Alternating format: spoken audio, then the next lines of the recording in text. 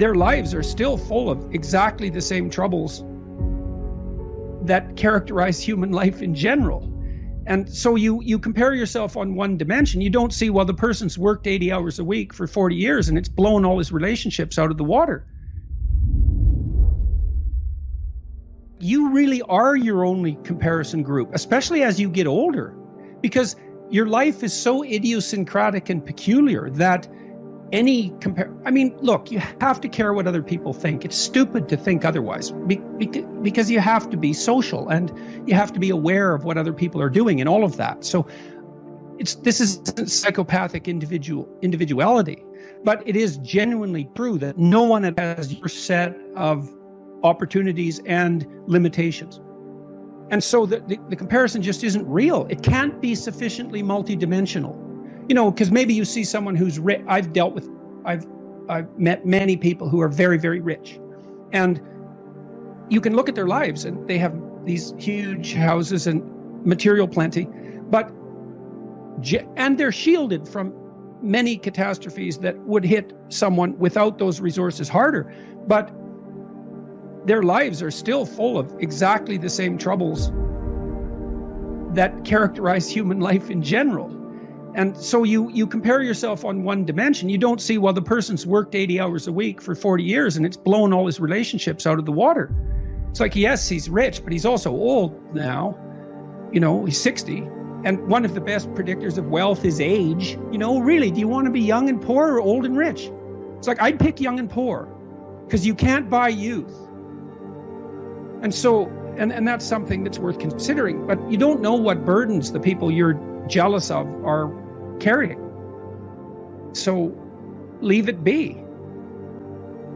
It's not helpful to you to be envious. And I learned that looking at, power mad C-suite types. First of all, they're generally not power mad because power is actually an unbelievably unstable way of establishing authority. You get slaughtered if you're not reciprocal in most reasonably functioning organizations. And if you're in an organization that only rewards the exercise of power, the probability that organization is going to fail in totality is extraordinarily high. Because it's a tyrannical organization, it'll lose touch with its customers.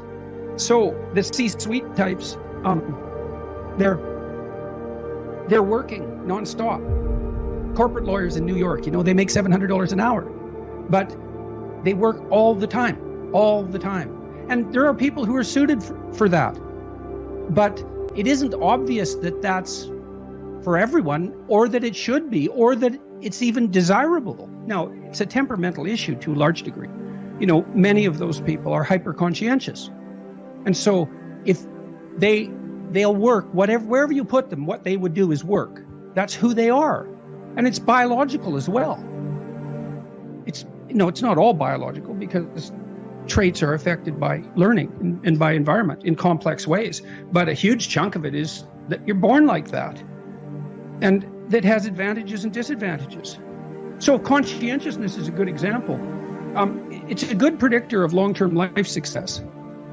But people who are conscientious tend to tear themselves apart if they become unemployed, for example. Sometimes you get laid off. You worked hard, but you get laid off. Well, people who are conscientious will tear themselves into pieces with guilt in that situation because they tend to attribute so much responsibility to themselves. And so there's a price to be paid for conscientiousness. It opens you up to a certain set of vulnerabilities.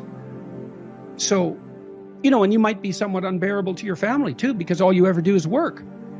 You think, well, you want to be you want your father, maybe your husband, perhaps your wife, to be a good provider, but you want them to do that at the expense of everything